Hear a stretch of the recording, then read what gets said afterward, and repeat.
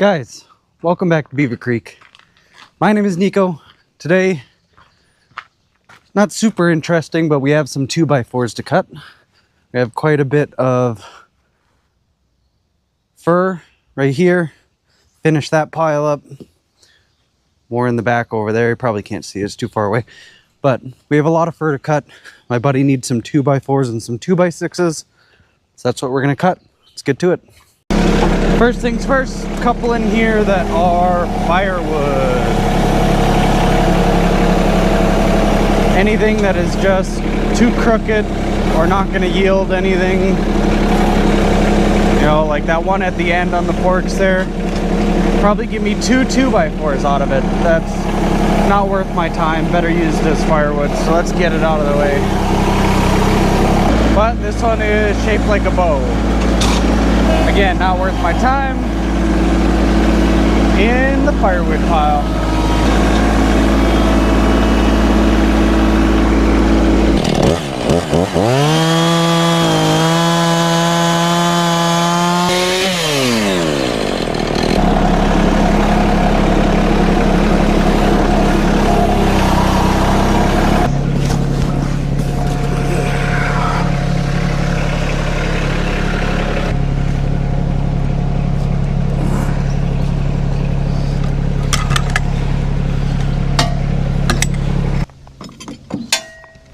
Normally I would prefer the small end to be up on the mill side or the operator side over there.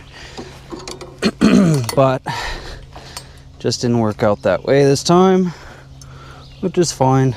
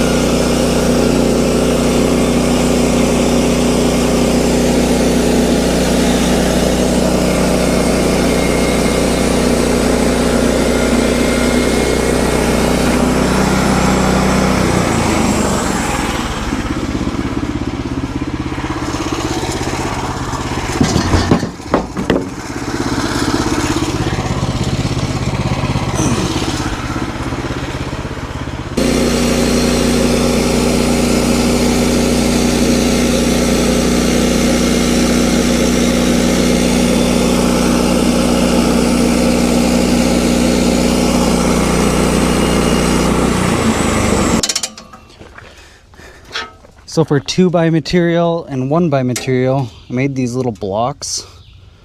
I just put on there, push it up, and then raise it to the next cut. Now it's right on the bottom, or right on the top of the cant. Now I know that they're all going to be the same. I find it's a little easier than the scales on this mill. And then I know that each one will be the exact same without having to think.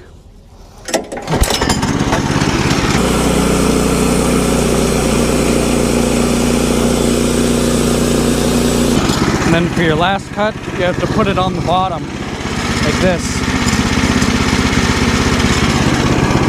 Line it up with the bottom of your can.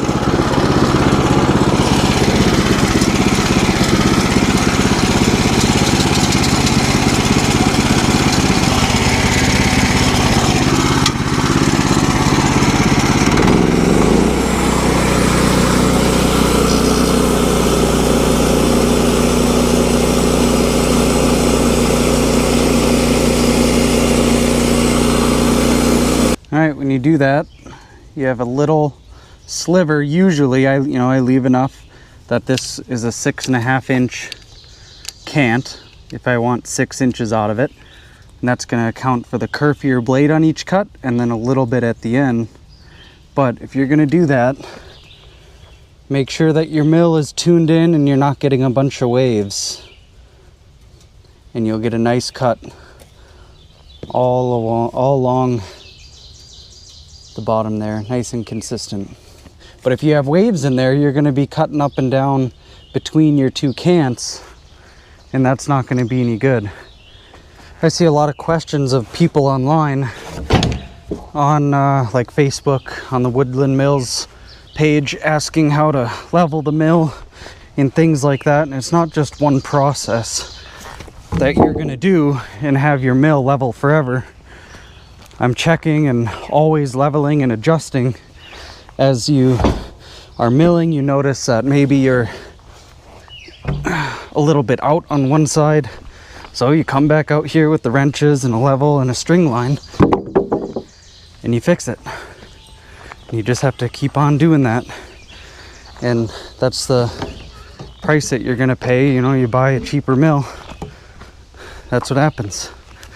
But that doesn't mean you have to sacrifice quality just because you paid a little bit less for your mill. Hey, buddy. Hi. What are you doing? Hmm?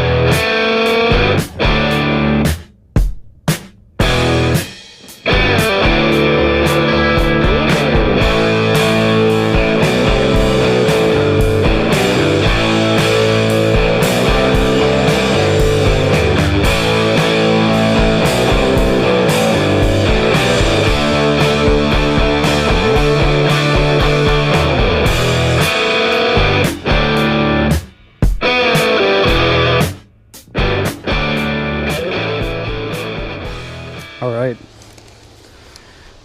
so here's that little cut off piece, quite nice all the way down. So I think we've got the mill within a 32nd of an inch in that 12 feet that we cut. And I think it's the same all the way down to the 16, but we would have to cut something that's 16 foot long. But I can't imagine it would change too much there. I did the entire bed.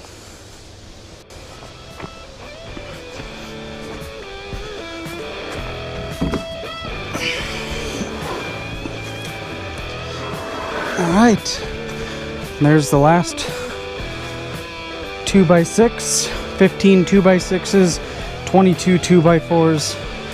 my buddy can make some use of that. All right, guys, I think that's all the milling we're gonna do today. It's hot. I'm gonna get out of here. So thanks for watching. Hope you learned something new. We'll see you on the next one.